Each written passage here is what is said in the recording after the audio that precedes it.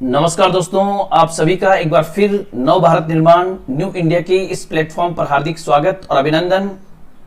आज हम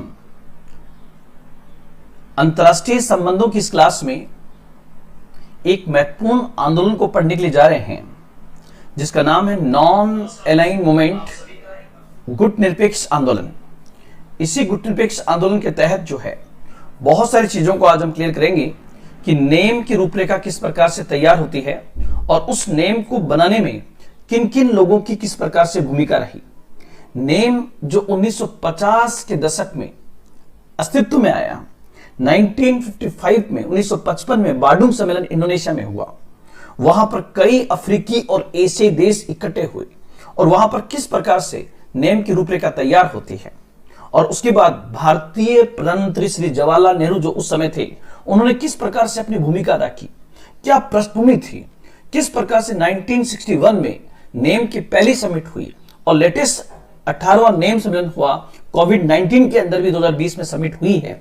इन तमाम पहलुओं को पढ़ते हुए हमारा सबसे इंपॉर्टेंट क्वेश्चन हम करेंगे कि क्या 21वीं शताब्दी के इस बदलते परिदृश्य में नेम आज भी प्रासंगिक है।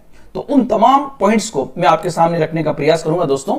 तो यहां पर आप देखिए, सबसे पहले गुट निरपेक्ष आंदोलन जो है उसमें वर्ल्ड मैप में आप लोग ध्यान रखना, दुनिया का सबसे बड़ा ऑर्गेनाइजेशन जो है जिसमें लगभग विश्व के देश शामिल है, उसका नाम यूनाइटेड नेशन है, संयुक्त राष्ट्र है। उस संयुक्त राष्ट्र के बाद अगर दुनिया का सबसे बड़ा ऑर्गेनाइजेशन संगठित रूप से है तो उसका नाम नेम है, नॉन अलाइंड मूवमेंट। आप लोगों को पता होगा कि नेम में कुल 120 मेंबर है, अर्थात यूनाइटेड नेशन के बाद इस संगठन की सबसे अहम भूमिका हो जाती है। लेकिन सबसे अहम भूमिका होने के बावजूद भी दोस्तों ऐसी क्या कमी है कि आज अपनी स्थापना के लगभग 6 दशक बाद भी गुट निरपेक्ष आंदोलन वो नहीं कर पाया है जो इसे करना चाहिए था। हाँ, आरंभ में इसको सफलता जरूर मिली, लेकिन कहां कमी रह गई उसको भी हम देखने का पूरा प्रयास यहां पर करेंगे। उसके बाद मैं आपको बताऊंगा कि 1961 में जब नॉन अलाइंड मूवमेंट की पहली कॉन्फ्रेंस होती है उसमें कौन कौन से देश वहां पर शामिल थे, उन देशों के नाम भी हम यहां पर देखने का प्रयास करेंगे, जिसमें आप देखोगे उत्तरी अमेरिका महाद्वीप से क्यूबा, यूगोस्लाविया, ट्यूनीशिया, अल्जीरिया किस प्रकार के देश थे उसको भी हम देखने का पूरा प्रयास करेंगे। उसके बाद ये टीम जिसने नेम को बनाने में बहुत बड़ी भूमिका अदा की दोस्तों, Jawaharlal Nehru, Marshal Tito, doctor Sukarno, Gamal Abdul Nasser, ये वो तमाम लोग थे जिन्होंने नेम को बनाने में एक बहुत बड़ी भूमिका अदा की थी। तो इनको भी हम देखने का प्रयास करेंगे। उसके बाद मर्डेका पैलेस, ध्यान रखना मर्डेका पैलेस कहां पर है, तो ये बेसिकली बाडुंग के अंदर है। और बाडुंग कहां पर है दोस्तों, तो बाडुंग जावा द्वीप पर, जावा द्वीप इंडोनेशिया में है। वहां का एक इंपॉर्टेंट सिटी है बाडुंग इंडोनेशिया में। वहां के मर्डेका पैलेस के अंदर, ये जो पैलेस आप देख रहे हो, यहीं पर 1955 के अंदर नेम की रूपरेखा तैयार होती है। उसको भी मैं बताने का प्रयास करूंगा कि मर्डेका पैलेस कौन सा था। अभी लेटेस्ट एग्जाम में ये क्वेश्चन पूछा गया था।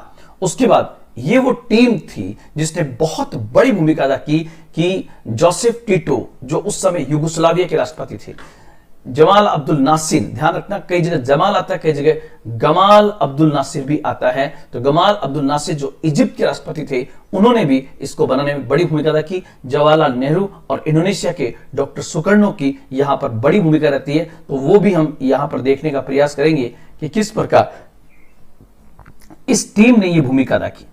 उसके बाद आप देखिए इंडोनेशिया कहां पर है। इंडोनेशिया को आप देखोगे तो ये पूरा इंडोनेशिया लगभग 10,000 द्वीपों से अधिक एक द्वीप समूह है जो एशिया महाद्वीप के दक्षिण पूर्व में आता है। ये आसियान का सबसे बड़ा देश, द्वीपीय देश माना जाता है। इस इंडोनेशिया जिसके इंपॉर्टेंट आइलैंड्स है सुमात्रा, जावा, कालीमंतान, सुलावेसी, न्यू गिना, ये सब है, जिसमें इसके सबसे अधिक पॉपुलेशन जो है वो जावा में रहती है। ये जावा द्वीप है और जावा में यहां पर आप देखोगे तो यहां पर इस सिटी का नाम बाडुंग सिटी है जो इंडोनेशिया का तीसरा सबसे बड़ा शहर माना जाता है। उसको बताऊंगा दोस्तों। और एक आपने सुना होगा रामायण के अंदर सुग्रीव बाली, उस बाली के नाम से भी एक सिटी यहां पर है, ये रहा बाली। तो यहां पर इसको भी हम देखने का प्रयास करेंगे। बहुत सारे एग्जाम में क्वेश्चन यहां भी पूछे गए दोस्तों, तो उसको भी बताने का पूरा प्रयास आपको करूंगा। उसके बाद देखिए नॉन अलाइन मूवमेंट जो है, गुट निरपेक्ष आंदोलन के आपके पृष्ठभूमि क्या थी। सबसे पहले तो मैं समझाऊंगा कि नॉन अलाइन मूवमेंट जो है उसकी पृष्ठभूमि क्या थी और उस पृष्ठभूमि में किस प्रकार से नेम की स्थापना होती है और नेम की स्थापना के बाद कौन कौन से देश उसके साथ जुड़ते हैं, वो पूरी चीजें भी हम यहां पर देखने का पूरा प्रयास करेंगे। तो उसके बाद ये पॉइंट्स भी आप लोग ध्यान रखना। उसके बाद 1961 में बेलग्रेड कॉन्फ्रेंस होती है और बेलग्रेड कॉन्फ्रेंस क्या थी और उसका नेम के लिए क्या इंपॉर्टेंसी है और उसमें कौन कौन से पॉइंट डिस्कस किए गए थे, उसको भी हम यहां पर देखने का पूरा प्रयास करेंगे। उसके बाद लेटेस्ट आपको पता होगा, लेटेस्ट जो समिट है नेम की 18वां नेम सम्मेलन जो है, यहां पे मैं कहना चाहूंगा 18th नेम समिट जो है वो बेसिकली अजरबैजान में हुई है। आप कहोगे सर ये अजरबैजान कहां पड़ता है, तो अजरबैजान की लोकेशन आपको वर्ल्ड मैप पे दिखाई दे रही है। यूरोप और एशिया जहां मिलते हैं उस मीटिंग पॉइंट पर यहां पर आता है। ये 3 देश है, जॉर्जिया, आर्मीनिया और अजरबैजान, जिसे कॉकेसस देश भी कहा जाता है। वहां से एग्जाम में कैसे क्वेश्चन बन सकता है उसको भी मैं आपको बताने का पूरा प्रयास करूंगा। नेक्स्ट पॉइंट, तो लेटेस्ट नेम समिट यहां पर हुई है। ये एक पेज में आपको पृष्ठभूमि समझाने का प्रयास करूंगा। 18 नॉन अलाइन समिट बाकू में हुई। बाकू बेसिकली अजरबैजान की राजधानी है, तो ये भी पॉइंट आप लोग यहां पर ध्यान रखना। बाकू जो है बेसिकली ये अजरबैजान की राजधानी है जहां पर हुआ। अजरबैजान कहां पर, ये मैंने बताने का प्रयास किया। बाकू आपको पता होगा यूरोप का एक बहुत बड़ा तेल परिष्करण केंद्र माना जाता है, one of the most important oil refinery centre of the world. और इसमें आप देखोगे ये बेसिकली नॉन अलाइनमेंट मूवमेंट की एक फोटो आपको दिखाई दे रही है, जिसमें लगभग कई देशों के रिप्रेजेंटेटिव यहां नजर आ रहे हैं। जिसमें आप देख सकते हो ईरान की अयातुल्ला खोमेनी यहां पर है, भारत की तरफ से उसमें गए थे वेंकैया नायडू जो हमारे उपराष्ट्रपति हैं, उन्होंने इसमें भाग लिया था। उनको भी हम देखने का प्रयास यहां पर करने का प्रयास करेंगे। नेक्स्ट पॉइंट, उसके बाद देखिए कॉकेसस क्या है, जहां से आपके एग्जाम में प्रश्न बन सकता है। कॉकेसस माउंटेन रेंज क्या है उसको भी देखने का पूरा प्रयास यहां पर किया जाएगा। नेक्स्ट पॉइंट, अभी लेटेस्ट आपको पता होगा नॉन अलाइन मूवमेंट की समिट जो है वो बेसिकली ऑनलाइन समिट हुई थी, जिसकी थीम थी यूनाइटेड अगेंस्ट कोविड-19। जब कोविड-19 फैला तो उसके बाद नेम की एक ऑनलाइन समिट की गई। ये बेसिकली सम्मेलन नहीं था, ऑनलाइन समिट था कि कोविड का मुकाबला किस प्रकार से करना है, और इसकी अध्यक्षता जो है अजरबैजान के राष्ट्रपति इल्हाम अलीव द्वारा की गई थी। तो उसको भी हम देखने का प्रयास यहां पर करेंगे दोस्तों। नेक्स्ट पॉइंट, एक बहुत इंपॉर्टेंट क्वेश्चन मैं आपके सामने रखना चाहूंगा कि क्या 21वीं शताब्दी के इस बदलते परिवेश में गुट निरपेक्ष आंदोलन प्रासंगिक है? Is NAM relevant in the change scenario of 21st century? ये क्वेश्चन भी हम करने का प्रयास करेंगे। ये आपके यूपीएससी में इस प्रकार के प्रश्नों को पूछा जा सकता है। तो ये पॉइंट्स आपको यहां पर स्पेशली ध्यान रखने जो मैंने आपको बताया दोस्तों। अब हम सबसे पहले वापस से स्टार्टिंग करते हैं, फर्स्ट पॉइंट से हम जाएंगे ताकि एक एक चीज आपको क्लियर की जा सके। अब सबसे पहले देखिए गुट निरपेक्ष आंदोलन, नॉन अलाइन मूवमेंट। गुट निरपेक्ष आंदोलन जो है दोस्तों, सबसे पहले तो ये बात होगी कि इस मूवमेंट की ऐसी आवश्यकता ही क्यों पड़ती है, कहां से आता है ये मूवमेंट की पृष्ठभूमि तैयार कहां से होती है। तो सबसे पहले मैं बताना चाहूंगा दोस्तों, यहां पर देखिए, सबसे पहले यहां पर मैं चाहूंगा कि हम एक बार इसकी पृष्ठभूमि को देखने का प्रयास करें, इसके बैकग्राउंड को देखने का प्रयास करें दोस्तों। पृष्ठभूमि, अब बात कहां से स्टार्ट होती है, आपको पता होगा 1945 में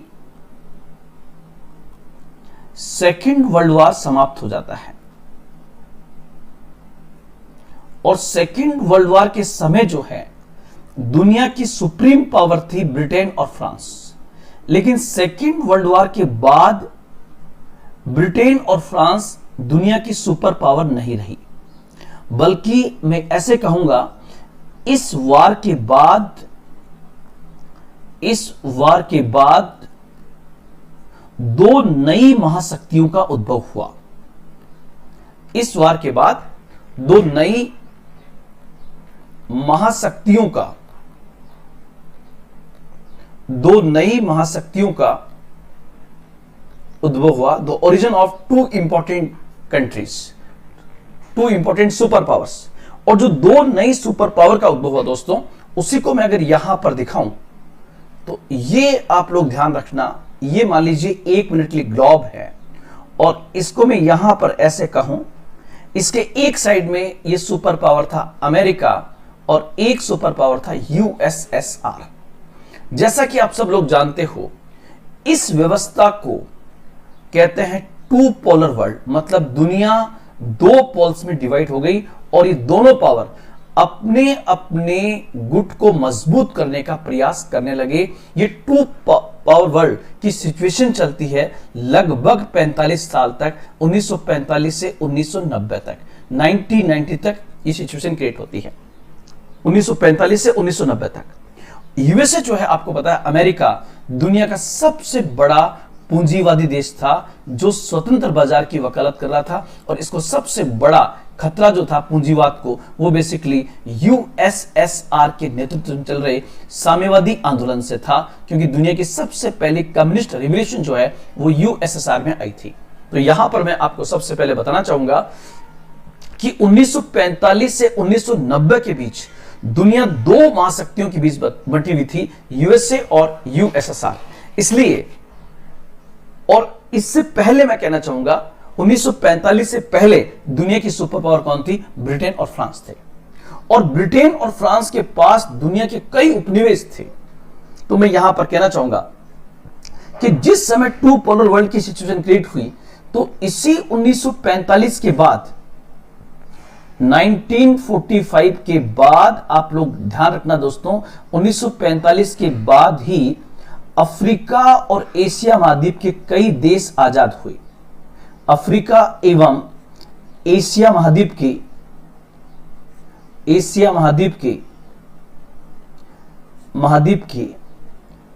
कई देश साम्राज्यवाद, जिसको हम कहते हैं इंपीरियलिज्म, साम्राज्यवाद से मुक्त हुए या आजाद हुए। आप कहोगे सर एक दो नाम आजाद हुए, वो जो आजाद हुए उनमें सबसे आगे था, आपको पता है, भारत 1947, श्रीलंका,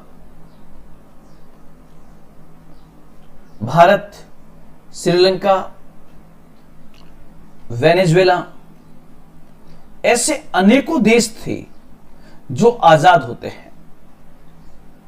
इंडोनेशिया, ये सब उपनिवेशवाद से आजाद हुए। और आपको पता है कि जैसे कोई एक व्यक्ति अपने घर वालों से अलग होकर नया मकान बनाता है, तो सबसे पहले उसे पैसे की आवश्यकता होती है।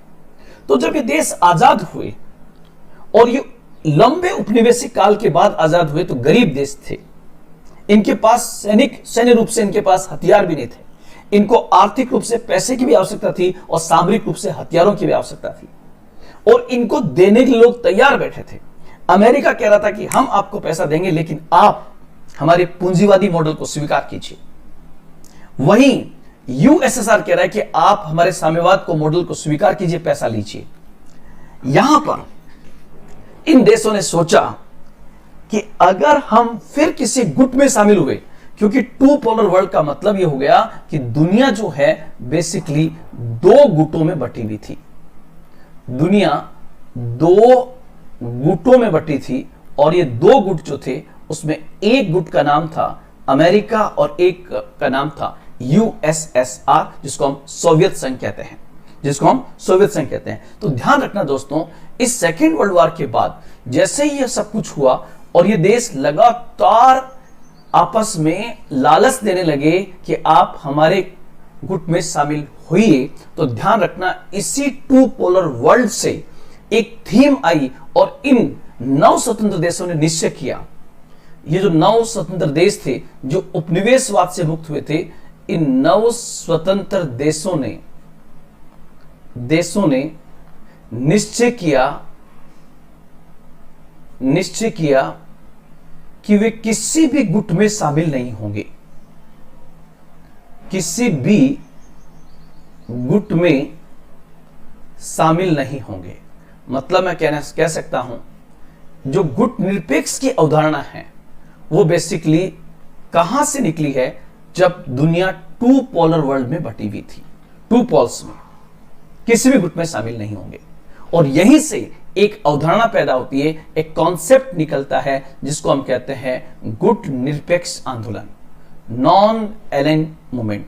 तो सबसे पहले तो आपको यह पता होना चाहिए कि गुट निरपेक्ष की अवधारणा आई कैसे। तो दोस्तों आप लोग ध्यान रखना, गुट निरपेक्ष की अवधारणा बेसिकली इस पृष्ठभूमि में कि जब दुनिया दो गुटों में बटी हुई थी, तब इन 9 स्वतंत्र देश जो अफ्रीका और एशिया के लगभग उस समय 50 के आसपास देश थे, उन देशों ने तय किया कि हमें किसी भी गुट में शामिल नहीं होना है। हालांकि कुछ देश ऐसे भी थे जो कह करके मुकर गए और किसी गुट में शामिल हो गए क्योंकि उनको पैसे की आवश्यकता थी।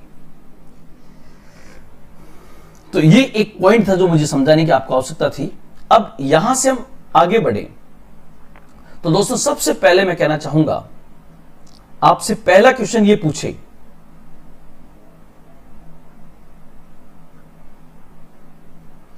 कि इसके लिए बाकायदा एक रूपरेखा तैयार होती है, और वो रूपरेखा कहां पर तैयार हुई। तो आप लोग ध्यान रखना, 1955 में बाडुंग सम्मेलन होता है। 1955 में बाडुंग समिट होती है 1955, और बाडुंग सम्मेलन जो हुआ था, बाडुंग सिटी का नाम है इंडोनेशिया में, और जिस जगह पर हुआ उस जगह का नाम था, उस पैलेस का नाम था मर्डेका पैलेस, और जिस देश में हुआ बाडुंग सम्मेलन उस देश का नाम था इंडोनेशिया, उसका नाम था इंडोनेशिया। और ये आप देख रहे हो जो भवन, व्हाइट बिल्डिंग दिखाई दे रही है, ये बेसिकली मर्डेका पैलेस है, जो बेसिकली बहुत फेमस पैलेस है, जहां पर ये दुनिया भर के नेता यहां पर बैठ के बातचीत करते हैं, मर्डेका पैलेस में। तो यहां पर एक पॉइंट जो आपको आना जरूरी है वो है बाडुंग समिट, बाडुंग सम्मेलन कहां पर हुआ, 1955 में। और 1955 में भी कब हुआ, अभी लेटेस्ट एग्जाम में क्वेश्चन पूछा गया है, 18 से 24 अप्रैल 1955 को बाडुंग सिटी के अंदर यह सम्मेलन हुआ। और इस सम्मेलन की विशेषता, आपसे पूछे कि बाडुंग जो है सिटी, बाडुंग सिटी जो है वो बेसिकली किस द्वीप पर है, तो ये जावा द्वीप पर है, और जावा इंडोनेशिया का एक इंपॉर्टेंट आइलैंड है। और आपको पता है कि इंडोनेशिया की सबसे अधिक जनसंख्या किस आइलैंड पर है, तो उत्तर होगा जावा द्वीप पर। इंडोनेशिया की राजधानी कौन सी है, इंडोनेशिया राजधानी जकार्ता है।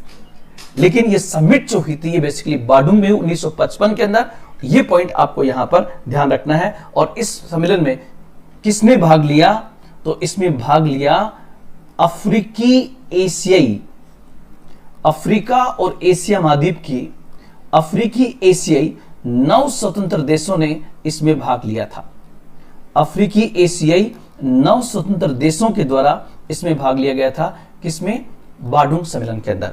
और यहीं पर सबसे इंपॉर्टेंट पॉइंट जो बनेगा आपका, वो पॉइंट बनेगा, आपसे क्वेश्चन ये पूछे कि किस जगह पर सबसे पहले नेम की रूपरेखा तैयार हुई थी, गुट निरपेक्ष आंदोलन की रूपरेखा कहां पर तैयार हुई, तो नेम की रूपरेखा जो है वो बेसिकली बाडुंग सम्मेलन में तैयार होती है।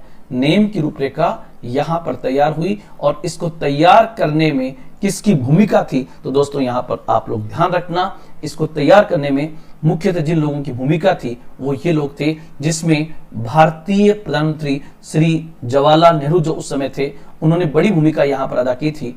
ये पॉइंट आप देखिए यहां पर, ये सब लोग थे उसमें, जिसमें युगोस्लाविया भारत का बहुत अच्छा दोस्त था। दोस्तों आज की तारीख में युगोस्लाविया नहीं है, युगोस्लाविया की जगह पर आज की तारीख में आप देखोगे, आप यूरोप में जाओगे तो 1990 के दशक में युगोस्लाविया का विघटन हो गया था। उसी युगोस्लाविया से आज जो 9 स्वतंत्र देश है उन्हीं का नाम है मैसिडोनिया,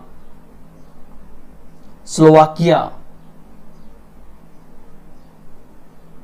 सर्बिया, मॉन्टेनेग्रो, कोसोवो, ये सब युगोस्लाविया से हैं। तो उस समय युगोस्लाविया के राष्ट्रपति थे जोसेफ टीटो, इन्होंने बहुत बड़ी भूमिका इसको बनाने में की थी।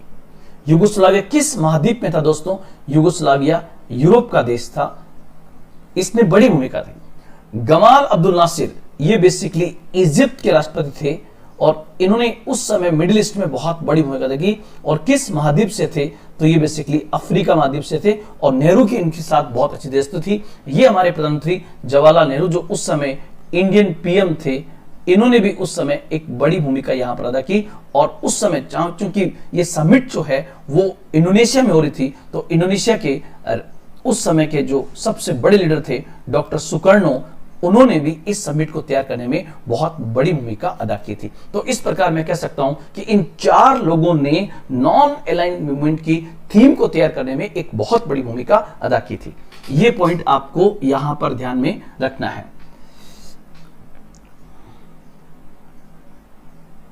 तो सबसे पहला पॉइंट क्लियर हो गया, गुटनिरपेक्ष आंदोलन, ये विश्व के तमाम देश। अब यहां पर देखिए, आपसे पूछे कि नेम का पहला सम्मेलन कहां पर हुआ। नेम का पहला सम्मेलन, तो ध्यान रखना, नेम की जो पहली रूपरेखा तैयार होती है वो तो हुई बाडुंग के अंदर, लेकिन नेम का पहला सम्मेलन उस समय युगोस्लाविया की राजधानी थी बेलग्रेड।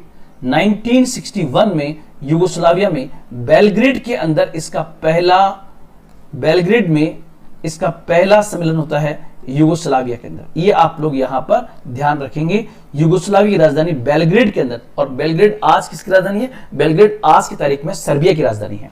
वहां पर इसकी सबसे पहले होती है। आप कहोगे सर जो पहली समिट हुई, नेम का पहला सम्मेलन कब हुआ? 1961 में हुआ। और 1961 में जो समिट हुई उसके अंदर कितने देशों ने वहां पर भाग लिया था? तो आप लोग ध्यान रखना, नेम की पहली समिट के अंदर 25 देशों ने भाग लिया था। नेम की पहली समिट में 25 देशों ने भाग लिया था। उन 25 देशों में नॉर्थ अमेरिका कॉन्टिनेंट से एकमात्र देश था क्यूबा।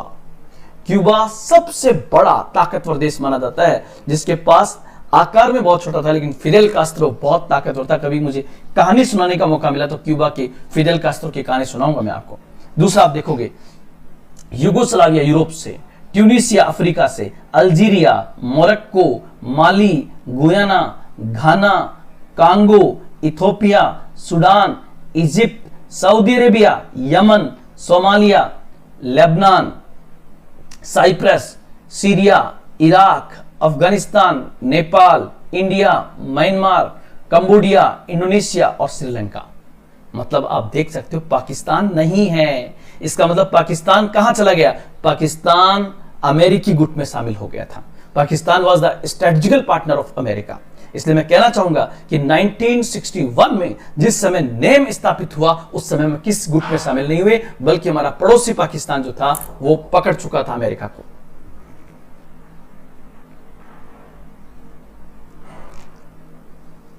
ये पॉइंट्स आपको यहां पर ध्यान में रखना है। ये पॉइंट्स आपको यहां पर सबसे पहले ध्यान में रखना है कि नेम जो है किस प्रकार से यहां पर हुआ। उसके बाद आप देखिए कुछ और पॉइंट्स आपको चाहिए। ये देखिए इंडोनेशिया। इंडोनेशिया एशिया महाद्वीप के सबसे बड़े द्वीपीय देशों में से एक आता है। उसका ये जो आप आइलैंड देख रहे हो जावा द्वीप, और इस जावा द्वीप में यहां पर था बाडुंग। इसी बाडुंग में 1955 में समिट हुई थी। नेक्स्ट आगे बढ़े, कुछ और चीजें मैं बताने का प्रयास करता हूं। सबसे पहले पहला क्वेश्चन कि नेम की रूपरेखा कहां पर तैयार होती है? तो 1955 और बाडुंग सम्मेलन। ध्यान रखना दोस्तों, बाडुंग नेम का पहला सम्मेलन नहीं है। यहां पर तो नेम तैयार हुआ है। आपसे पूछे फर्स्ट नेम समिट कहां पर हुई? फर्स्ट नेम समिट, पहला गुटनिरपेक्ष आंदोलन कहां पर हुआ?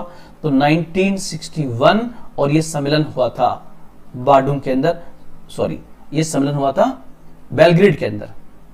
और बेलग्रेड किसकी राजधानी है दोस्तों? बेलग्रेड जो है वो बेसिकली इंडोनेशिया की राजधानी है। 1961 में बेलग्रेड में हुआ, क्योंकि जोसेफ टिटो ने कहा कि आप हमारे देश में आइए। युगोस्लाविया के अंदर इन तमाम अफ्रीकी देशों को वहां पर बुलाया गया था। और वहां पर कितने देशों ने भाग लिया दोस्तों? तो यहां पर फिर आपका उत्तर होगा, यहां पर टोटल 25 देशों ने, 25 कंट्रीज ने यहां पर भाग लिया था। 25 देश यहां पर टोटल भाग लेते हैं।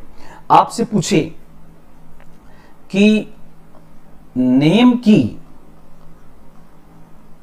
की वर्तमान संख्या कितनी है, द प्रेजेंट मेंबर्स, वर्तमान संख्या कितनी है दोस्तों। तो वर्तमान संख्या में आप ध्यान रखना टोटल 120 देश है, मतलब यूनाइटेड नेशन के बाद ये सबसे बड़ा ऑर्गेनाइजेशन है जो इतना पुराना है। आपसे पूछे 120 देशों में लेटेस्ट 2 देश कौन से हैं जो सबसे बाद में शामिल हुए हैं, लेटेस्ट 2 देश ऐसे कौन से हैं जो सबसे बाद में शामिल हुए हैं, तो उसमें 2 नामों में आएगा, एक तो ऑस्ट्रेलिया महाद्वीप का फिजी और दूसरा आपको पता होगा अजरबैजान। फिजी और अजरबैजान को शामिल किया गया है। आपको पता है फिजी ऑस्ट्रेलिया कॉन्टिनेंट में, अजरबैजान यूरोप में आएगा, और अजरबैजान में अभी 18 समिट हुई, ये भी मैंने आपको बताया। अब आप कहोगे सर जो 120 टोटल देश है नेम के अंदर, उसमें किस महाद्वीप से कितने हैं दोस्तों, तो यहां पर आप लोग देखना 53 कंट्रीज अकेले अफ्रीका से है, 53 कंट्रीज अकेले अफ्रीका महाद्वीप से है। उसके बाद 39 कंट्रीज जो है, 39 कंट्रीज एशिया महाद्वीप से है। उसके बाद आप देखोगे कि 2 देश यूरोप से हैं, 2 यूरोप से हैं, 2 कंट्री यूरोप से हैं, और उसके बाद जो बच गए वो बेसिकली लैटिन अमेरिका से है, लैटिन अमेरिका। तो आप इसकी संख्या जोड़ लीजिए कितना होगा। लैटिन अमेरिका में ध्यान रखना नॉर्थ अमेरिका और साउथ अमेरिका का अधिकांश हिस्सा आता है। तो आप देखिए ये 53, 39 और 2,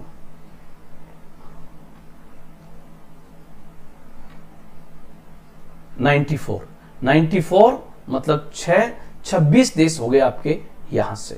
तो ये पॉइंट आपको यहां पर ध्यान रखना है। ये आपका 120 देशों का मैंने कैलकुलेशन आपको समझाया, लेकिन ये ध्यान रखना लेटेस्ट फिजी और अजरबैजान।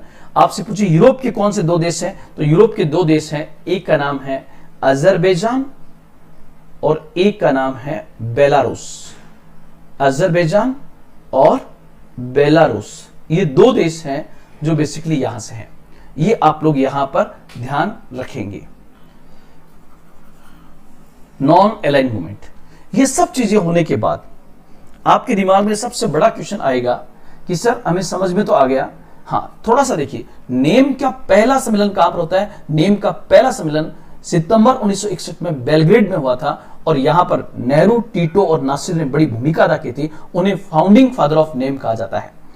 नेहरू, टीटो और नासिर को, नेहरू कहां से थे, भारत से, टीटो यूगोस्लाविया से, और नासिर जो है इजिप्ट से थे। और यहां पर फर्स्ट समिट में देखिए आप इन्होंने क्या क्या पॉइंट्स डिस्कस किए थे। Number 1, complete डिसआर्मामेंट of all weapons, specially nuclear weapons, कि सभी प्रकार के हथियारों का निशस्त्रीकरण किया जाए, स्पेशली परमाणु हथियारों की समाप्ति की जाए, क्योंकि उस समय अमेरिका और रशिया के पास एटॉमिक वेपन्स आगे थे, ब्रिटेन, फ्रांस तैयारी में लगे हुए थे।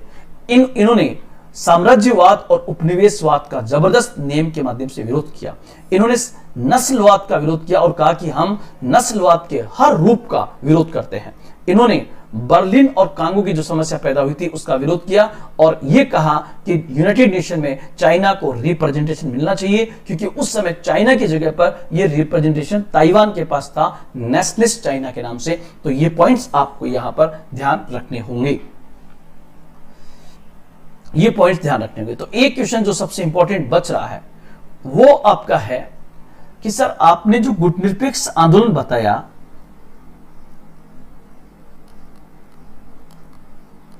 इस गुटनिरपेक्ष आंदोलन में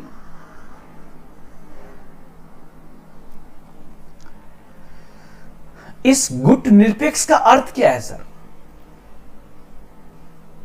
गुटनिरपेक्ष का अर्थ क्या है? नॉन अलाइंड वर्ड का अर्थ क्या है? तो वापस मैं रिपीट करना चाहूंगा कि जैसा कि हम सब लोग जानते हैं कि उस समय दुनिया 1945 के आसपास दुनिया 2 गुटों में बटी हुई थी। एक गुट का नाम था नंबर 1, एक गुट का नाम था अमेरिका, और दूसरे गुट का नाम था यूएसएसआर। तो यहां पर इस गुट निरपेक्ष शब्द का अर्थ क्या है? गुट निरपेक्षता का अर्थ क्या है? तो यहां पर आप दोस्तों ध्यान रखना, इसके 3 अर्थ आप लोग याद रखना। गुट निरपेक्षता का अर्थ, नंबर 1, पहली बात होगा कि हम गुटों की राजनीति से दूर रहना, far from the group politics. गुटों की राजनीति से दूर रहना, अर्थात हम नए अमेरिकी गुट अर्थात पूंजीवादी गुट की राजनीति में शामिल होंगे और नए साम्यवादी गुट की राजनीति में शामिल होंगे, बल्कि हम गुटों की राजनीति से दूर रहेंगे। पहला पॉइंट तो आपका ये वाला होगा, गुटों की राजनीति से दूर रहना। दूसरा, किसी भी गुट के साथ सैनिक संधि न करना। किसी भी गुट के साथ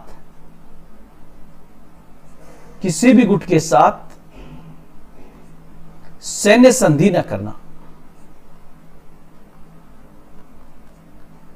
यह भी एक पॉइंट यहां पर आएगा। और तीसरा पॉइंट, थर्ड पॉइंट ध्यान रखना, क्या गुट निरपेक्षता का अर्थ गुटों से अलगाव है? नहीं दोस्तों, इसका अर्थ गुटों से अलगाव नहीं है। गुटों से अलगाव नहीं है, बल्कि क्या होगा कि दोनों गुटों के साथ मैत्रीपूर्ण संबंध रखना। दोनों गुटों के साथ मैत्रीपूर्ण संबंध रखना, क्योंकि हो सकता है जैसे भारत के हित अमेरिका से पूरे हो तो अमेरिका से पूरा करेगा, यूएसएसआर से हो रहा हो तो यूएसएसआर से पूरा करेगा, लेकिन इस शर्त पे पूरा नहीं करेगा कि उसे किसी गुट की राजनीति में शामिल होना पड़े। तो दोनों गुटों के साथ मैत्रीपूर्ण संबंध रखते हुए दोनों गुटों के साथ मैत्रीपूर्ण संबंध रखते हुए अपनी स्वतंत्र विदेश नीति का संचालन करना। अपनी स्वतंत्र विदेश नीति का संचालन करना इसका मेन ऑब्जेक्ट था। तो ध्यान रखना दोस्तों, यहां पर एक बात बिल्कुल क्लियर हो गई कि गुट निरपेक्षता का अर्थ गुटों से अलग होना नहीं है, गुटों से सेपरेशन नहीं है, बल्कि किसी भी गुट की राजनीति में शामिल न होकर दोनों गुटों के साथ अपने मैत्रीपूर्ण संबंध रखते हुए अपनी स्वतंत्र विदेश नीति का संचालन करना यहां पर सबसे इंपॉर्टेंट था। तो ये पॉइंट आपको यहां पर स्पेशली ध्यान में रखने दोस्तों, ये पॉइंट्स आपको यहां पर सबसे पहले ध्यान में रखने हैं। ये क्वेश्चन 2 बार पूछा गया है कि गुट निरपेक्ष आंदोलन का अर्थ क्या है, भारत इसमें शामिल क्यों हुआ। भारत इसलिए शामिल हुआ क्योंकि भारत न पूरी तरह से पूंजीवादी मॉडल को स्वीकार करना चाहता था, न पूरी तरह से साम्यवादी मॉडल को स्वीकार करना चाहता था, और भारत को पता था कि हम 200 वर्षों की लंबी गुलामी के बाद आजाद हुए, और अगर हमने फिर किसी गुट के साथ किसी प्रकार की सैन्य संधि की तो लेने के देने पड़ सकते हैं। इसलिए यहां पर बहुत बेहतरीन तरीके से उस समय की भारतीय राजनीति ने डिसीजन लिया और हम किसी भी गुट में शामिल नहीं हुए, बल्कि यहां पर हमने नेम जैसे संगठन की स्थापना की। तो ये पॉइंट्स आपको यहां पर बहुत अच्छे से ध्यान में रखना है। और ध्यान रखना, ये गुट निरपेक्ष आंदोलन इतना पॉपुलर हुआ कि दुनिया के जितने भी औपनिवेशिक देश थे जो आजाद हुए वो धीरे धीरे इसमें शामिल होते गए। इसलिए दोस्तों आज संख्या देखिए, आज इसकी संख्या 1961 में जहां इसकी संख्या 25 थी, आज वो संख्या बढ़कर 120 हो गई है। 120 होना इस बात की ओर संकेत करता है कि गुट निरपेक्ष आंदोलन की लोकप्रियता लगातार बढ़ रही है।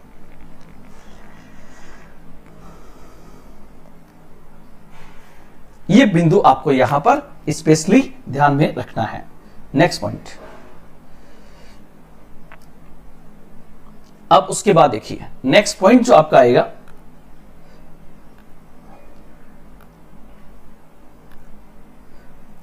Eighteenth non alignment summit Baku के अंदर हुई, उसको मैं बताना चाहूंगा आपको।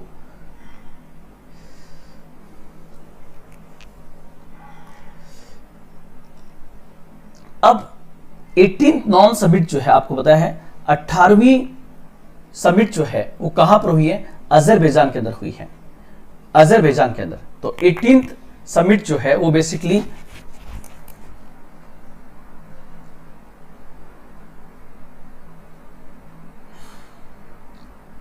Hello,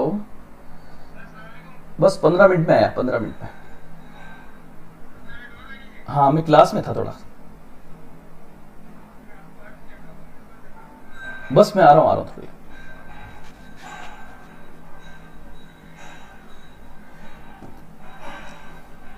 18th non summit, sorry मैं माफी चाहूंगा, इंपॉर्टेंट फोन आ गया था। 18th नॉन समिट जो है वो अजरबैजान के अंदर हुई। अजरबैजान बेसिकली कहां की राजधानी है? अजरबैजान की राजधानी है बाकू, वहां पर ही हुआ। बाकू आपको पता होगा एक बेसिकली बड़ा नॉन एनआईन मूवमेंट्स का तो मेंबर है ही, साथ ही साथ बाकू जो है एक बहुत बड़ा तेल परिष्करण केंद्र माना जाता है। तेल परिष्करण केंद्र भी ये माना जाता है बाकू, इसलिए इस पॉइंट से ध्यान रखें। यहां पर कुछ पॉइंट्स आप लोग ध्यान रखना, जैसे आपसे पूछे कि पहला कहां पर हुआ, तो वहां पर हुआ था, मैंने बेलग्रेड बताया। दूसरा, पहला सम्मेलन कहां पर हुआ था? पहला बेलग्रेड के अंदर। पहला बेलग्रेड के अंदर कब हुआ? 1961 के अंदर। उसके बाद दूसरा कहां पर हुआ? तो सेकंड जो है वो बेसिकली 1964 में हुआ, और ये कहां पर हुआ था? तो ये सम्मेलन हुआ था काहिरा के अंदर। फिर तीसरा आप लोग ध्यान रखना, उसके बाद सातवां याद करना, सातवां इसमें बहुत इंपॉर्टेंट होगा, और सातवां समिट जो है वो बेसिकली 1983 में हुआ, और 1983 में ये समिट कहां पर होती है? तो ध्यान रखना ये नई दिल्ली में होती है। पहला गुटनिरपेक्ष आंदोलन जो भारत में हुआ 1983 में, जब इंदिरा गांधी थी। उसके बाद और ध्यान रखना 16वां सम्मेलन कहां पर हुआ? तो 16 समिट जो है वो बेसिकली 2012 के अंदर तेहरान के अंदर होती है। तेहरान ईरान की राजधानी है। इससे आपको यह पता लगेगा कि Iran is also the member of name. 17 summit कहां पर हुई? 17वां सम्मेलन कहां पर हो दोस्तों? तो 17 समिट जो है वो बेसिकली वेनेजुएला में हुई। वेनेजुएला जो बेसिकली दक्षिण अमेरिका महाद्वीप का देश है, वहां पर हुआ। 2015 में प्रस्तावित था, लेकिन 2015 की जगह ये 2016 में हुआ था, और इसमें हामिद अंसारी ने भाग लिया था, जो उस समय हमारे राष्ट्रपति उपराष्ट्रपति थे। और यहां पर वेनेजुएला में कहां पर हुआ? तो उत्तर होगा मार्गरेटा के अंदर। यहां पर उत्तर होगा मार्गरेटा के अंदर यह सम्मेलन हुआ था। तो ये पॉइंट्स आपको ध्यान रखने। और लेटेस्ट कहां पर हुआ?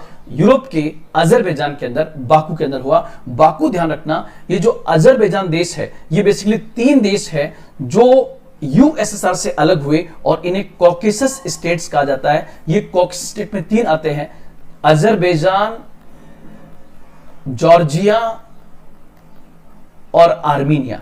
ये 3 देश जो है ये बेसिकली आते हैं यूरोप में, और इनको कहा जाता है कॉकेसस स्टेट्स, आर्मीनिया, जॉर्जिया और अजरबैजान, जिसमें अजरबैजान के अंदर ये समिट हुई थी। नेक्स्ट पॉइंट, अभी लेटेस्ट जो है नॉन अलाइन मूवमेंट की एक समिट 2020 के अंदर ऑनलाइन हुई है, जिसको भारतीय प्रधानमंत्री श्री नरेंद्र मोदी ने उसको संबोधित भी किया। इसकी थीम थी यूनाइटेड अगेंस्ट कोविड-19, और इसकी अध्यक्षता इस ऑनलाइन समिट की अध्यक्षता किसने की? तो चूंकि अभी अध्यक्षता जो है वो अजरबैजान के पास में, इसलिए अजरबैजान के राष्ट्रपति इल्हाम अलीयेव द्वारा इसकी अध्यक्षता की गई, और इसकी थीम जो थी वो यूनाइटेड अगेंस्ट कोविड-19 रखी गई थी। इसमें भारतीय प्रधानमंत्री श्री नरेंद्र मोदी जी ने कहा कि हमें पूरी ताकत के साथ गुटनिरपेक्ष देशों को मिलकर के कोविड-19 का मुकाबला करना चाहिए। अब लास्ट क्वेश्चन आपके सामने है कि क्या 21वीं शताब्दी के इस बदलते परिवेश में गुटनिरपेक्ष आंदोलन प्रासंगिक है? Is NAM relevant in the change scenario? यह क्वेश्चन क्यों उठा दोस्तों? यह क्वेश्चन इसलिए उठा कि नेम की स्थापना उस समय की गई जब दुनिया 2 गुटों में बटी हुई थी। एक गुट का नाम था यूएसए और एक गुट का नाम था यूएसएसआर, और यह बात है 1945 से 1990 तक की। 1945 टू 1990 तक दुनिया 2 गुटों में बटी हुई थी। लेकिन आप अब देखोगे तो एक बड़ी घटना होती है, दिसंबर 1991 में यूएसएसआर का विघटन हो गया, और यूएसएसआर का विघटन होने से आपको पता है कि 15 नए देश बनते हैं। जब 15 नए देश बने तो एक सबसे बड़ी घटना 20वीं शताब्दी की है कि एक बहुत बड़ी महाशक्ति का विघटन हो गया, और उसके बाद आपको पता है 1990 के बाद जो शुरू हुआ है उसको हम कहते हैं वन पोलर वर्ल्ड। उसी को हम कहते हैं वन पोलर वर्ल्ड। मतलब आज दुनिया में कोई 2 पोल नहीं, केवल एक पोल है। केवल अमेरिका है, तो जब एक ही गुट रह गया तो आप किससे निरपेक्ष रहना चाहोगे? तो क्वेश्चन ही पूछा गया कि क्या बदलते परिवेश में गुट निरपेक्ष आंदोलन प्रासंगिक है? तो इसका उत्तर कैसे लिखोगे? पहले तो मैं बताना चाहूंगा कि जब भी यहां से क्या से क्वेश्चन स्टार्ट हो तो उसके दो पक्ष होंगे। एक तो पक्ष में लिखना कि हां प्रासंगिक है, और एक इसका विपक्ष होगा कि नहीं, इसकी कुछ प्रासंगिकता कम हो रही है। साथ ही साथ 21वीं शताब्दी का जो दौर है उसमें आपको ये ध्यान रखना है दोस्तों कि 21वीं शताब्दी के अंदर पहली बात तो क्या जहां पर भी होगा उसका पक्ष भी होगा और उसका विपक्ष भी होगा। साथ ही साथ 21वीं शताब्दी को जो नया परिवेश है वो परिवेश क्या है? वो परिवेश आ रहा है भूमंडलीकरण का एक नया दौर शुरू हो रहा है, निजीकरण उदारीकरण का दौर है। उसमें क्या ये प्रासंगिक है? तो चूंकि आज भी आंदोलन तो हो रहा है, इसलिए आप लोग ध्यान रखना, हमें कुछ इसकी अप्रासंगिकता दिखानी है लेकिन फाइनली इसको प्रासंगिक घोषित करना है। ये आप लोग ध्यान रखना, इतने डायमेंशन इसके होंगे। अब स्टार्ट कैसे करोगे? सबसे पहले करोगे 1955 के बार्डुंग सम्मेलन में जिस गुटनिरपेक्ष आंदोलन की स्थापना की रूपरेखा तैयार हुई थी, उस समय दुनिया दो गुटों अर्थात अमेरिका और यूएसएसआर के बीच बटी हुई थी। परंतु जब दिसंबर 1991 में सोवियत संघ का विघटन हो गया और दुनिया में केवल एक महाशक्ति अमेरिका रह गया, अर्थात जब गुट ही नहीं रहे तो किससे गुट निरपेक्ष रहा जाए? साथ ही साथ गुट निरपेक्ष आंदोलन में जो घोषणाएं की जाती हैं उसका क्रियान्वयन बहुत कम से कम होता है। गुट निरपेक्ष आंदोलन के किसी भी देश पर अगर किसी प्रकार का संकट आता है तो बाकी गुट निरपेक्ष देश किसी प्रकार की कोई बातचीत नहीं करते हैं। जैसे ईरान पर अमेरिका लगातार दबाव बना रहा है तो गुट निरपेक्ष आंदोलन वहां पर शांत है। इस क्रम में कई एक्सपर्ट्स का मानना है कि गुट निरपेक्ष आंदोलन अप्रासंगिक हो रहा है। परंतु सूक्ष्म विश्लेषण किया जाए तो 21वीं शताब्दी के इस बदलते परिवेश में भूमंडलीकरण, उदारीकरण, निजीकरण, ग्लोबल वार्मिंग, ग्लोबल डिजीज, कोविड-19 जैसे इस दौर में गुटनिरपेक्ष आंदोलन में अधिकांश वे देश हैं जो अल्प विकसित या विकासशील हैं, वो लंबी उपनिवेशवाद की गुलामी से आजाद हुए उन देशों की आज साझी समस्याएं हैं। अतः यदि ये सभी देश गुटनिरपेक्ष के प्लेटफॉर्म के माध्यम से अपनी समस्याओं का समाधान करते हैं तो गुटनिरपेक्ष आंदोलन को प्रासंगिक बनाया जा सकता है। साथ ही साथ कोविड-19 के बाद अर्थव्यवस्था का एक नया दौर शुरू होगा। उसके लिए लेटेस्ट गुटनिरपेक्ष आंदोलन के कोविड-19 के परिप्रेक्ष्य में एक सम्मेलन भी हुआ जिसमें इन तमाम बिंदुओं का चर्चा की गई। इसलिए गुटनिरपेक्ष आंदोलन कि भले ही कुछ सीमाएं हो लेकिन ये 21वीं शताब्दी में भी प्रासंगिक है, अर्थात इसके माध्यम से आतंकवाद, ग्लोबल वार्मिंग, यूनाइटेड नेशन में सुधार, WTO की दोहा दौलत की वार्ता और उपनिवेशिक देशों की साझी समस्याओं के समाधान के माध्यम से एक बेहतर रास्ता इस आंदोलन के प्लेटफॉर्म के माध्यम से निकल सकता है। सबसे बढ़कर गुटनिरपेक्ष आंदोलन एक संगठन से ज्यादा एक आंदोलन है और एक आंदोलन की आवश्यकता लगातार बनी रहती है। अतः स्पष्ट है कि गुटनिरपेक्ष आंदोलन आज भी प्रासंगिक है। तो आज दोस्तों हमारा टॉपिक था गुटनिरपेक्ष आंदोलन। आज इतना ही। जय हिंद, जय भारत।